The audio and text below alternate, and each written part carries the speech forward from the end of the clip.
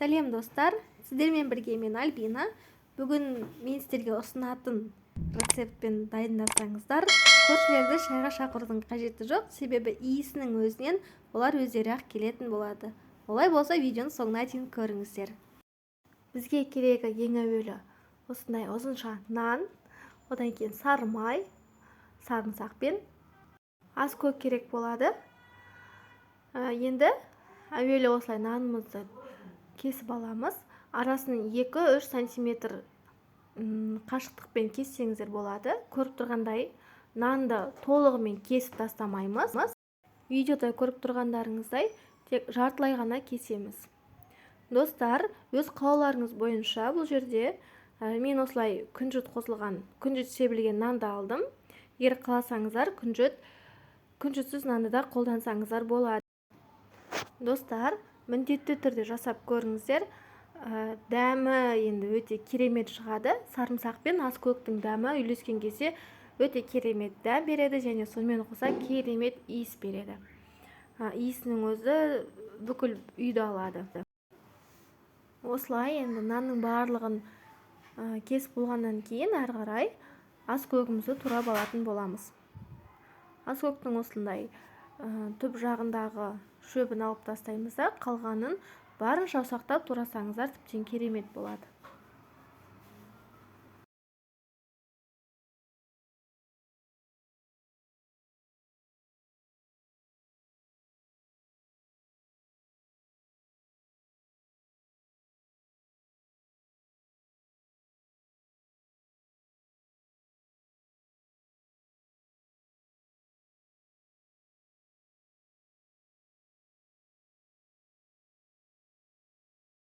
Аз көгімізді толықтай турап болғаннан кейін осындай сарымсақты ұсақтап аламыз.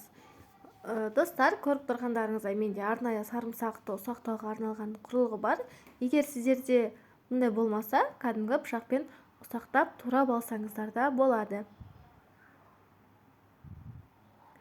Енді кішкене шым тұз қосамыз татымына қарай. Барлығын жақсылап араластырамыз. Тұздың қасына қосымша бұрыш қоссаңыздар да болады. Енді дайын болған салмамызды осылай нанның арасына бір қасықпен жағып шығамыз. Әрқайсысын жеке-жеке осылай арасына жағып шығамыз. Айналасына төгілуі мүмкін, нанның бетіне жағылуы мүмкін. Қорқынышты емес, онсыз да қазір барлығын жағып болған соң қалғанын нанның бетіне жағатын боламыз.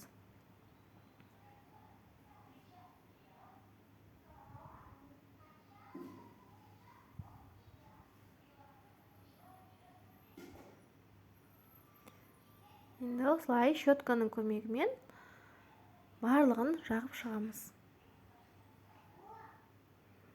Міндетті түрде жасап көріңіздер. Дәмі, иісі өте керемет болады.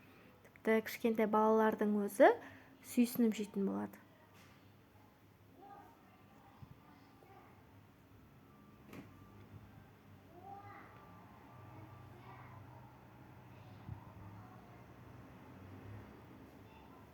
Енді осылай барлығын жағып болғаннан кейін алдын ала қызып тұрған 180 градустағы пешімізге 5-10 минутқа салып аламыз. Достар, осымен біздің нанымыз дайын. Бұл чесночный нан дейді, немесе испанский нан дейді. Не болса да өте керемет. Міндетті түрде жасап көріңіздер. Ыстық, сырты қытырлақ, іші жұп-жұмсақ болады. Менімен соңына дейін бірге болғандарыңызға үлкен рахмет. Астарыңыз дәмді болсын.